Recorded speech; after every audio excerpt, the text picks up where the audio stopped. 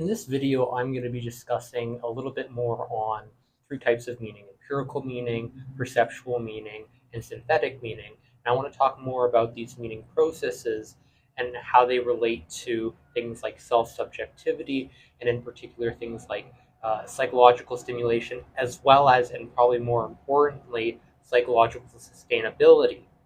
But perceptual meaning and synthetic meaning in particular, empirical meaning is very, very important as well, but mostly perceptual meaning here is very integral to things like psychological sustainability. They go hand in hand and often through psychological stimulation.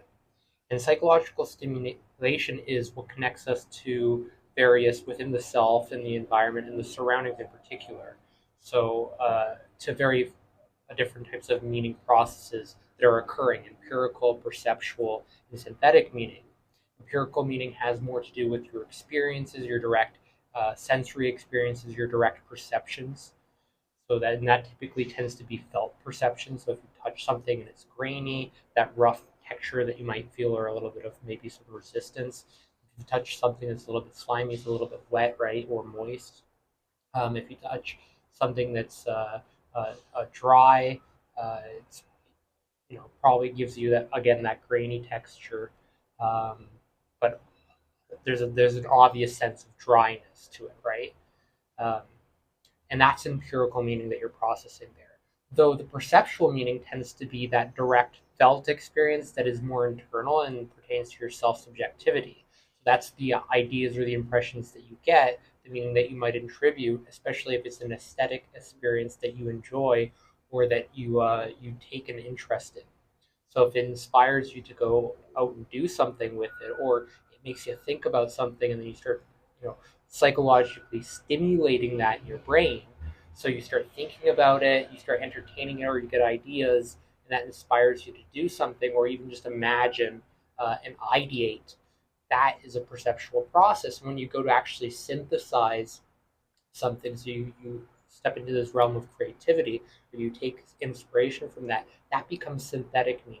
And that's part of a, it's not just psychological stimulation that you're engaging in, it's also psychological sustainability, because you're connecting it with these meaning processes, and they support your well-being in various ways and your motivations.